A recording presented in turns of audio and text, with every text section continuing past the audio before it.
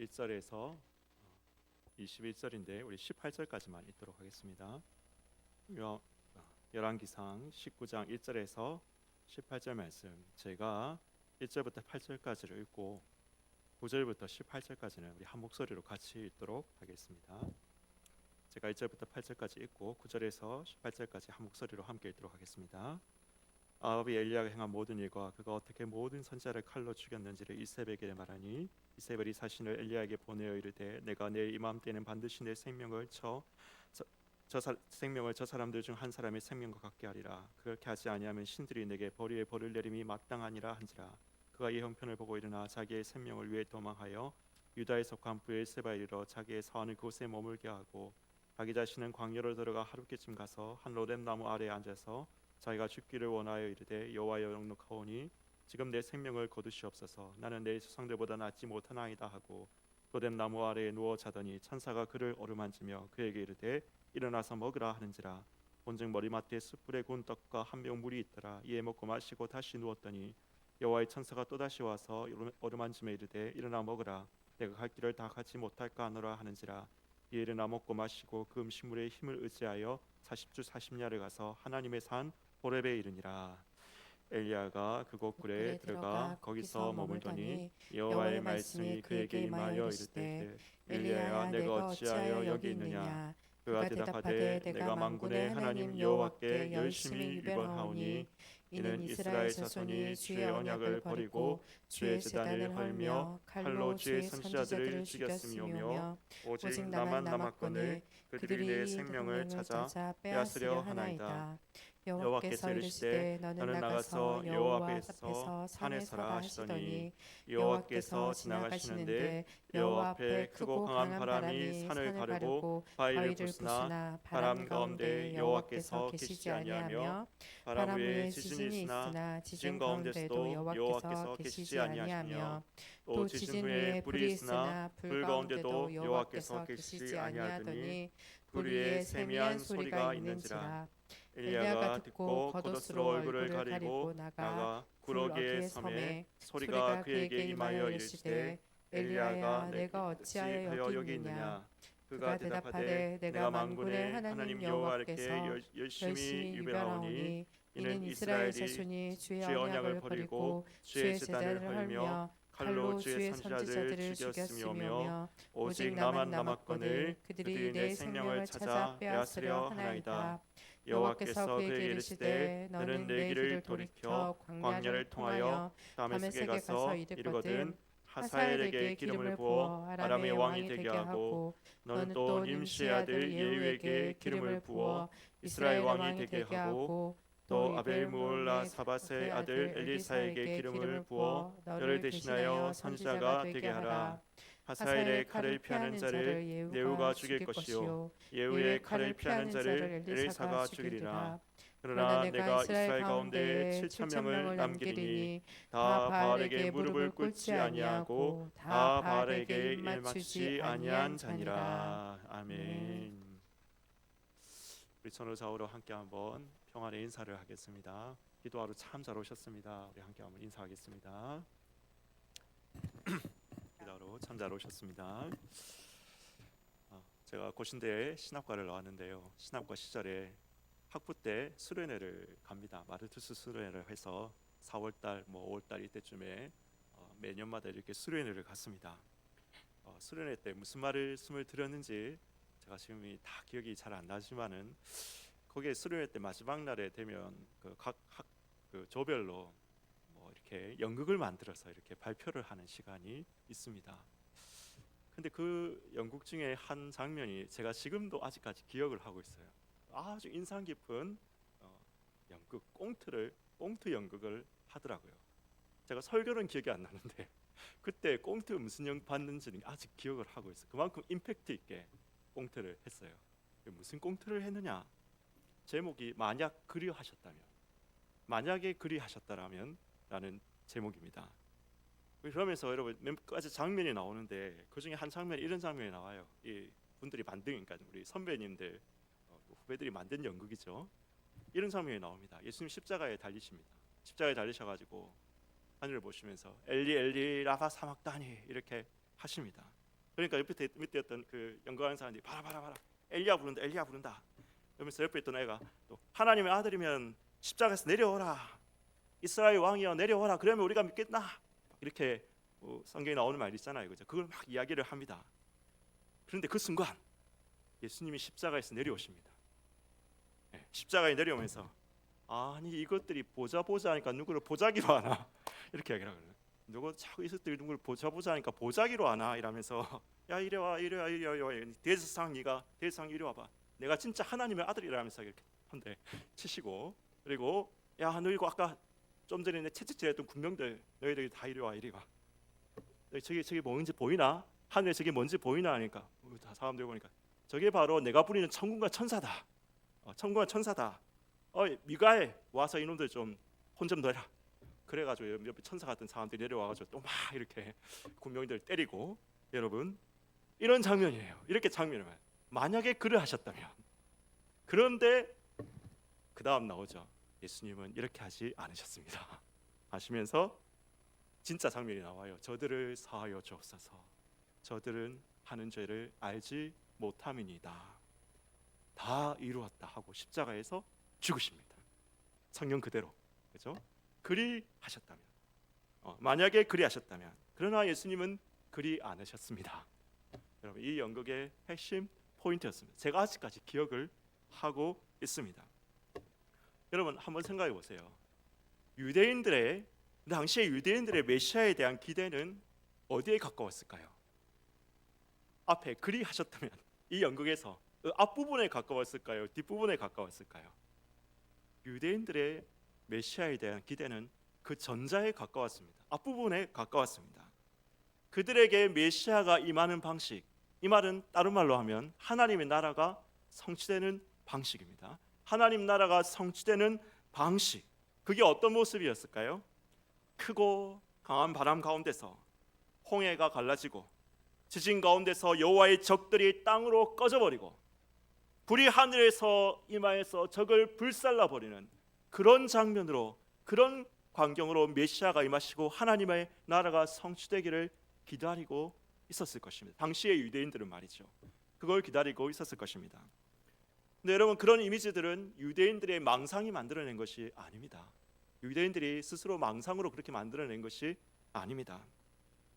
본문에 이 엘리야, 오늘 호렙산에서 엘리야가 만나는 하나님, 이 호렙산 사건 이전에 구약 시대, 구약에 나오는 하나님의 역사가 사실 그랬지 않습니까?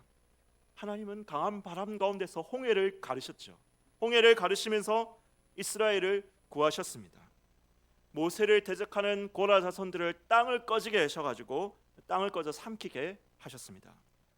엘리야 자신도 보세요. 엘리야 자신만 하더라도 호렙산 이전까지 그는 방금 전에, 좀 전에 갈멜산에서 하나님의 불이 하늘에서 내려와 제단을 사르고, 그 광경을 보고 백성들이 여호와가 그가 참 하나님이다, 여호와 그가 참 하나님이다 하면서 엎드려서 고백했고, 엘리야는 바알 선지자들을 모두 잡아다가 죽였습니다. 하나님은 그렇게 역사하셨습니다. 크고 강한 바람, 지진, 불, 여러분 이것은 사실 호렙산 이전의 엘리야의 사역이었고 구약의 하나님께서 주로 역사하셨던 방식이기도 한 것입니다. 그런데 오늘 하나님께서는 이 호렙산에서 이전과는 다른 모습으로 엘리야에게 나타나고 계시죠. 크고 강한 바람, 지진, 불 가운데서 나타나지 아니하시고 세미한 소리 가운데서 엘리야에게 나타나고 계시다는 것입니다. 그리고는 말씀하십니다. 세미한 소리 가운데서 말씀하십니다. 하사엘을 아람 왕으로 세우라. 예후를 이스라엘 왕으로 기름 부으라. 엘리사를 너를 대신해서 선지자가 되게 하라. 하사엘의 칼을 피하는 자를 예후가 죽일 것이고 예후의 칼을 피하는 자를 엘리사가 죽일 것이다. 그러나 내가 바알에게 무릎 꿇지 아니한 7,000명을 남길 것이다. 여러분 이것이 바로 하나님의 말씀이었습니다. 여러분 이 말씀은 이 호렙 사건 이후로 하나님의 역사에, 하나님의 역사 방식의 중점 이동을 말하고 있는 것입니다. 하나님의 역사의 방식이 역사하시는 방식이 중점이 이동돼요. 중점이 이동되는 겁니다. 하나님께서 지금 그걸 말씀하고 있습니다. 엘리야 이전에 하나님의 이 호렙산 이전 사건에서 하나님의 역사 방식은 크고 강한 바람, 지진, 불로 대표되는 것이었습니다.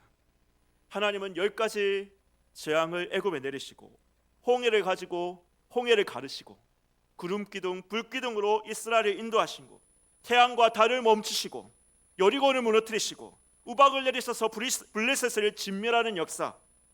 여러분, 그러한 역사로 하나님 역사하셨습니다. 그런데 여러분, 이스라엘은 어땠습니까? 이스라엘이 어떻게 했습니까? 만나가 내리는 가운데 왜 하나님 고기는 주시지 않습니까? 라고 하나님께 불평했습니다. 홍해를 가르고 이스라엘을 구원하셨는데 왜 하필 이 물 없는 광야로 되게 오르셔서 우리를 이렇게 목말라 죽게 만드십니까? 라고 그렇게 불평했습니다. 엘리야만 하더라도 그렇죠. 우리 본 18장에서 우리 엘리야의 유명한 갈멜산에서 불로 임하신 그 장면이 나타나지 않습니까? 불이 하늘에서 내려와서 온 이스라엘 앞에서 제물을 불살랐습니다. 온 이스라엘 백성들이 그 광경을 보고 여호와 그가 하나님이시다라고 그렇게 엎드려 고백했습니다. 그런데 19장이 딱 되니까 어떻게 됩니까? 이세벨이 엘리야를 반드시 죽이겠다라고 합니다. 어찌했습니까?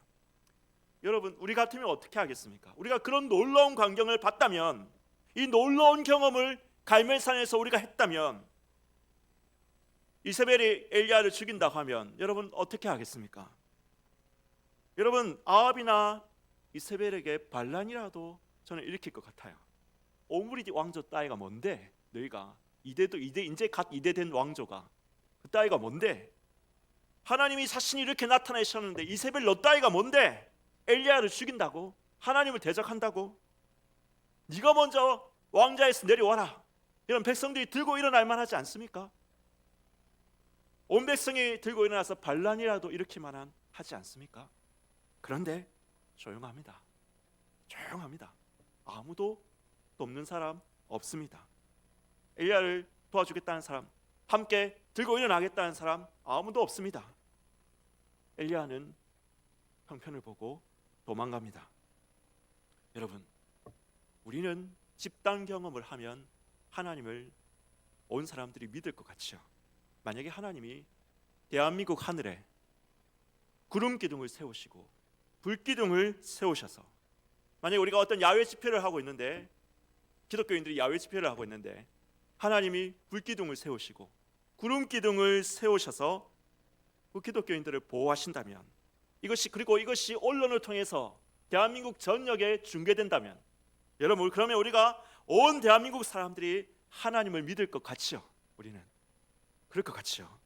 그러나 구약에서 하나님은 끊임없이 이스라엘에게 그렇게 역사하셨으나 이스라엘은 끊임없이 하나님을 반역하고 하나님을 떠납니다. 오늘 이제 여러분, 하나님께서는 이 호렙산 사건에서 하나님의 역사의 중점 이동을 하십니다. 물론 이제부터는 기적이 없다는 건 아닙니다. 기적이 있습니다. 이제 이후로부터도 기적이 있습니다. 엘리야 이후에도 기적은 있었습니다. 그러나 이제 엘리야 이후로부터는 선지서들의 시대입니다. 선지자들의 시대입니다. 이사야, 예레미야, 에스겔, 다니엘, 호세야, 말라기에 이르기까지 선지자들이 활동하는 시대입니다. 그들에게 역사하시는 하나님은 어떤 하나님이셨습니까? 물론 다니엘의 기적이 있고 이사야의 기적이 있습니다. 그러나 하나님의 역사의 중점, 하나님은 역사 방식의 중점을 이동시키십니다. 바로 세미한 소리 가운데서 말씀으로 남은 자손을 세우시고 그 남은 자손을 통해서 하나님의 나라를 이루어가는 방식입니다. 이것이 바로 18절의 중요성입니다. 18절 말씀 보겠습니다. 그러나 내가 이스라엘 가운데 7,000명을 남기리니 다 바알에게 무릎을 꿇지 아니하고 바알에게 입맞추지 아니한 자니라. 여러분, 하나님이 세미한 소리 가운데서 말씀하신 게 무엇입니까? 내가 말한 자, 나는 이제 하나님의 말씀을 주겠다는 겁니다. 그래서 사람을 세우겠다는 겁니다. 하사엘, 엘리사, 예후, 사람을 세우겠습니다. 세우신다는 겁니다. 그리고 사람을 세우셔서 어떻게 합니까? 심판을 선언하시죠. 심판을 선언하시면, 그러나 하나님께서는 남은 자손을 일으키시겠다. 이 성경의 선지서에서 남은 자손, 남은 백성, 남은 자 사상, 이거 엄청 중요한 거거든요. 남은 자손을 일으키겠다라고 이렇게 말씀하고 있는 것입니다. 여러분, 이것은 19장 열왕기상 19장에서만 말씀하는 말씀이 아닙니다. 이 역사 방식 이사야서에 가보면 보다 더 명확하게 드러나고 있습니다. 이사야 55장 9절에서 13절 말씀을 한번 읽어보겠습니다. 이사야 55장 9절에서 13절 다 같이 읽어보겠습니다. 시작. 이는 하늘이 땅보다 높음 같이 내 길은 너희의 길보다 높으며 내 생각은 너희의 생각보다 높음이니라. 이는 비와 눈이 하늘로부터 내려서 그리로 되돌아가지 아니하고 땅을 적셔서 소출이 나게 하며 싹이 나게 하여 파종하는 자에게는 종자를 주며 먹는 자에게는 양식을 준 것 같이 내 입에서 나가는 말도 이와 같이 헛되이 내게로 되돌아오지 아니하고 나의 기뻐하는 뜻을 이루며 내가 보낸 일에 형통함이니라. 너희는 기쁨으로 나아가며 평안히 인도함을 받을 것이요 산들과 언덕들이 너희 앞에서 노래를 바라고 들의 모든 나무가 손뼉을 칠 것이며 잣나무는 가시나무를 대신하여 나며 화석류는 찔레를 대신하여 날 것이라. 이것이 여호와의 기념이 되며 영영한 표징이 되어 끊어지지 아니하리라. 여러분, 하나님께서 지금 무슨 말씀을 하고 있는 것입니까? 내 입에서 나가는 말, 하나님의 말씀도 결코 헛되게 떨어지지 아니하고 하나님의 백성을 회복시키고 하나님의 나라를 회복시킬 것이다. 이 말씀을 이사야서 말씀에서 하고 있는 것입니다. 한번 우리 PPT에 한번 띄워주시겠어요? PPT에 보면 여러분 열왕기상 19장에는 이런 구조로 이야기하기로 하겠죠. 하나님께 세미한 소리 가운데서, 그러니까 하나님 말씀입니다. 이것은 하나님의 세미한 소리, 하나님 말씀 가운데서 하나님의 사람을 세웁니다. 그리고 남은 자들을 세웁니다. 남은 자들을 세웁니다. 거룩한 그루터기가 될 남은 자들을 세우겠다. 이것이 열왕기상 19장 말씀입니다. 이사야서 55장 말씀에서는 무슨 말씀을 합니까? 하나님의 입에서 나오는 말, 이것도 하나님의 말씀이죠. 하나님의 백성을 회복시킬 것이다. 너희는 그래서 기쁨으로 나아가며 평안히 인도함을 받을 것이다 라고 그렇게 이야기합니다. 그리고 뭐라고 합니까? 하나님의 나라가 회복될 것이다. 잣나무는 가시나무를 대신하고 화석류는 진리를 대신할 것이고 이것이 여호와의 명예 영영한 표적이 될 것이다. 산들이 노래를 바라고 모든 나무가 손뼉을 칠 것이다. 하나님의 나라의 회복을 하나님께서 말씀하고 계시는 것입니다. 하나님 여호와의 입에서 나오는 말씀이, 하나님의 입에 나오신 말씀이 하나님의 백성을 회복시키시고 하나님의 백성을 회복시키고 그것이 바로 하나님의 나라를 이루겠다. 이것이 이사야 55장의 선포의 말씀이고 열왕기상 19장 말씀인 것입니다. 여러분, 이 말씀이 중요한 것은 이것이 구약 후반기의 하나님의 역사 방법으로만 끝나지 않는다는 것입니다. 신약시대 예수님의 사역을 한번 생각해 보십시오. 예수님의 사역에도 물론 병자가 낫고 죽은 자가 일어나고 오병이어의 기적, 무리를 걷는 기적이 있었습니다. 예수님의 사역에도 기적이 있었습니다. 그런데 여러분, 예수님의 시대의 기적하고 모세 시대의 기적하고 어느 것이 더 많을까요? 성경학자들이 성경에서 기적이 제일 많이 일어난 시대를 순위를 다음과 같이 정리를 했습니다. 성경에서 기적이 제일 많이 일어난 시대 다음과 같이 정리했습니다. 1번이 예수님 시대가 아닙니다. 모세 시대입니다. 모세 시대 기적이 훨씬 더 많이 일어났다. 성경에 보면 그래요, 진짜. 2번은 예수님 시대인가? 아닙니다. 2번은 엘리사 시대입니다. 엘리사 시대. 3번이 예수님 시대입니다. 여러분, 예수님이 기적을 베푸셨지만 여러분, 그것이 중점이 아니셨습니다. 예수님이 하나님 나라를 성취하시는 방식은 무엇이었습니까? 여러분, 이 예수님이 하나님 나라를 성취하시는 방식이 잘 나타나 있는 것이 바로 마가복음 4장, 마태복음 13장에 나와 있는 하나님 나라의 비유에 대한 말씀들이죠. 하나님 나라가 어떻게 성취된가? 하나님 나라의 비밀은 이런 것이다. 예수님께서 선포하신 말씀입니다. 대표적인 비유, 씨 뿌리는 자의 비유를 함께 한번 봅시다. 마가복음 4장의 씨 뿌리는 자의 비유, 한번 우리 본문만 한번 읽어보겠습니다.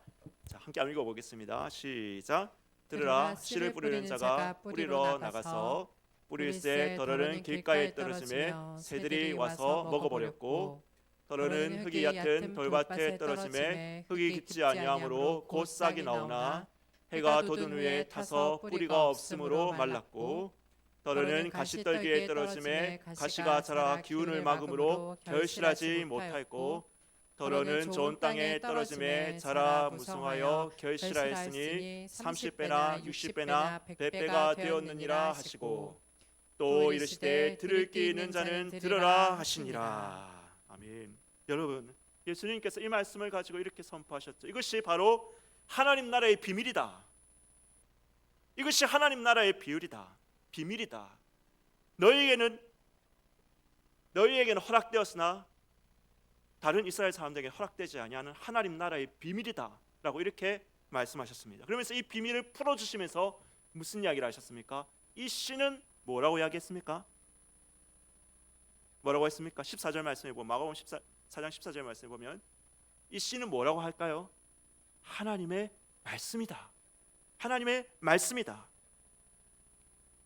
여러분, 예수님께서는 하나님의 나라가 어떻게 성취되는지 이 하나님 나라의 비밀에 대해서 말씀하신 겁니다. 씨 뿌리는 자의 비유를 통해서 이 하나님 나라는 어떻게 성취되는가? 당시 유대인들이 기대했던 것처럼 번쩍이는 승리의 영광 속에서 성취되지 아니하고 강한 바람, 지진, 하늘을 가르고 내려오는 불 속에서 성취되지 아니하고 씨앗을 뿌림으로써 말씀의 씨앗을 뿌리는 것으로서 하나님의 나라는 시작될 것이다. 예수님께서 그렇게 하나님 나라의 비밀을 말씀하시는 것이지요. 이 말씀의 뿌림은 거부와 반대를 만날 것입니다. 그러나 들을 귀 있는 자는 이 말씀을 들을 것입니다. 그래서 30배, 60배, 100배의 결실을 맺게 될 것입니다.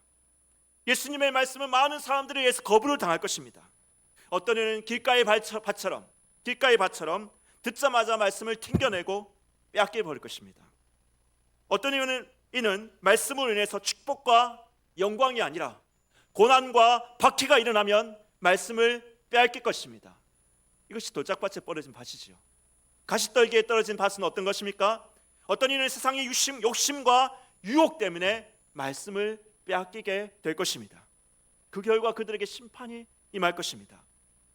그러나 하나님의 나라는 이런 것들에 좌우되지 아니하고 오히려 충만하게 성취되고 확장되어질 것입니다. 하나님의 말씀을 듣고 믿어 인내로 지키어 결실하는 자들에 의해서 하나님의 나라는 30배, 60배, 100배의 결실을 거두면서 자라날 것입니다. 이것이 바로 초림과 재림 사이에 하나님의 나라가 성취되는 방식이다라는 것입니다. 여러분, 왜 예수님 하늘을 가르고 불 속에서 나타나지 않으십니까? 왜 예수님 오늘 이 시대에 불기둥을 내리지 않습니까? 왜 예수님 오늘 이 시대에 하늘에 어느 날 우리 대한민국 하늘에 손이 딱 나와가지고 너희들은 모두 예수를 믿어야 된다 이렇게 딱 한마디 써주시면 그걸 막 중계를 다 하면 그죠? 대한민국 5천만이 그냥 그대로 막 집단 개종할 것 같은데 왜 하나님 그렇게 하지 않으십니까? 여러분, 그렇게 묻지 마십시오. 그렇게 묻지 마십시오. 다만 스스로에게 질문하십시오. 나는 말씀이 들려오고 있는가? 하나님의 말씀이 내게 들려오고 있는가? 하나님의 말씀에 사람들이 세워지면 여러분, 그 사람으로 인해서 동네가 살고 그 사람으로 인해서 도시가 살고 그 사람들로 인해서 나라가 회복되는 것입니다. 들을 귀 있는 자는 들어라. 들을 귀 있는 자는 들어라. 세미한 소리를 들어라. 세미한 소리를 들어라. 여러분에게 말씀하시는, 내게 말씀하시는 하나님의 음성을 들으라. 어떤 이는 길가의 밭처럼 빼앗길 것이고 어떤 이는 말씀으로 인해서 고난과 박해가 일어나면 넘어질 것이고 어떤 이는 유혹과 욕심에 하나님의 말씀을 빼앗길 것이다. 그러나 여러분, 이 말씀을 듣는 자, 세미한 소리 가운데서 귀를 기울이고 나가 하나님의 말씀을 듣고 지켜 하나님의 입의 그 말씀을 듣고 믿음으로 지켜 인내로 결실하는 자, 그 남은 자손, 그 하나님의 백성을 통해서 하나님의 나라는 성취되고 확장되고 자라나게 될 것입니다. 여러분 모두가 신학자가 되라는 이야기가 아닙니다. 여러분 모두가 성경학자가 되라는 말씀이 아닙니다. 다만 오늘 이번 주에 내게 하시는 말씀, 그 말씀이 들려왔습니까? 오늘 여러분, 오늘 이 하루를 살면서 내게 하시는 말씀, 그 말씀이 여러분 가운데 들려왔습니까? 내가 그 말씀 하나를 붙잡고 적용하고 한번 실천해 보려고 몸부림치는 여러분, 그 말씀이 여러분 가운데 있습니까? 여러분, 그 세미한 음성이 여러분 속에 들려오고 계십니까? 이것이 세미한 소리 가운데 엘리야에게 들려주셨던 하나님의 역사 방식입니다. 이것이 신약시대 이후로 주님 다시 오시기까지 하나님의 나라가 이 땅 가운데서 성취되는 방식입니다. 함께 우리가 찬양하고 함께 한번 기도합시다. 여러분, 우리 말씀 앞에서라는 찬양 아시죠? 말씀 앞에서라는 찬양을 하고 우리가 이 말씀을 따라서 함께 한번 결단하며 기도하기를 소원합니다. 우리가 이 찬양을 같이 함께 한번 우리의 마음을 결단하면서 함께 한번 드리겠습니다. 말씀 앞에서 경외함으로 주께 홀로 섭니다.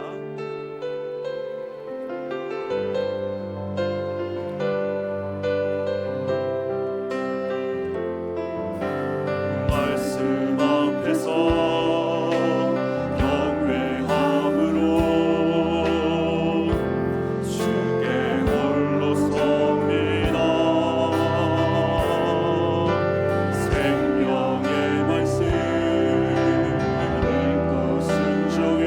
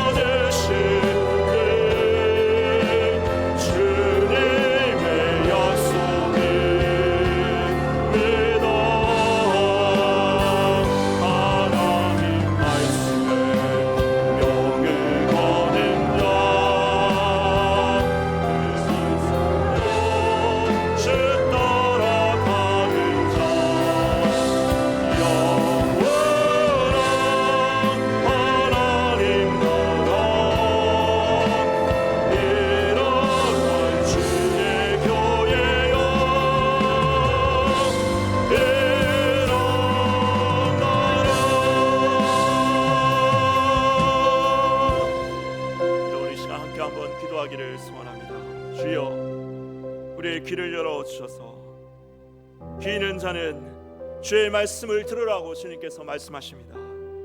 하나님, 나의 귀를 열어 주시옵소서.